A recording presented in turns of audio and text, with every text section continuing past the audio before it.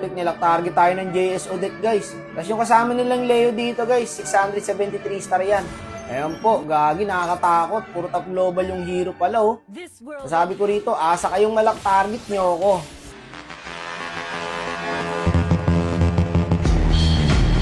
Malabong matarget ako niyan, guys. JS Odette. Tinitipi pa, oh. Dapat pala, hindi na ako nag-chat, no? Nag-chat pa kasi ako, eh. Ayan tuloy. Tangina, nakakasama ng loob. Sige lang, sanay naman ako sa ganito, eh. Magaling yung Johnson dito, Brad. Shoutout sa Johnson nila. Kasama ko pala si Deban dito, guys. Ayan, yung Masha. Top global din yan. Tapos yung Harley. Trio kami. Bibait natin yung Johnson, guys. Naka-frozen naman ako, eh.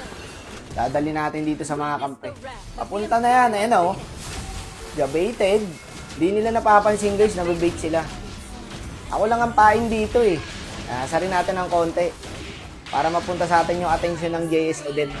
Dito, kinotis na nila, boy. Notice na, eh. Mahirap kasi sa agawan Lord yan, eh. Yung Leo. 600 star pa. Kaya dito, guys, nakuha ng Leo yung Lord. Pero patay yata siya. Tapos dito, nakisaw-saw siya, guys. Tatay na daw ako. Umiyok pa. Ang ina nyo naman, tol. Sobra na yan pangungupal nyo, men. Anong tatay? Tarantado. Magiging tatay pa lang. Aanakan pa lang, boss. Excited ka, eh. Gaging, dyan yung Johnson. Walang respeto tong Leo na to. Hindi naman siya kausap ko dito, eh. Nakatrastohan ko dito yung JS Odette, guys. Nagpapalak target ako. Bigla siya umiepal. Umiepal siya, standing niya 3-5. Binubuhat na siya ng kampe. Partida, top global pa siya. Pinapaalala ko lang po, 71 win rate po yung Leo mode niya, pero hindi halata. Ganyan kasi mangyayari, guys, eh. Pagka yung may-ari na yung naglaro, wala nang bitaw. Issue pa siya, eh, no? Ginawa pa niya ako may anak. Nagpaplano pa lang kami ni Meng, boss. Hayaan mo, pag kinasal kami, gagawin ka namin dogman. Best man. Personal na, guys. ML gusto, responsibilidad ayaw. Buhayin pa kita ng 10 ulit, boss, eh. Siya nagpatalo dito, eh. Tignan nyo. Sinisilip-silip siya dito, eh. Akala niya ako lang mag-isa, eh.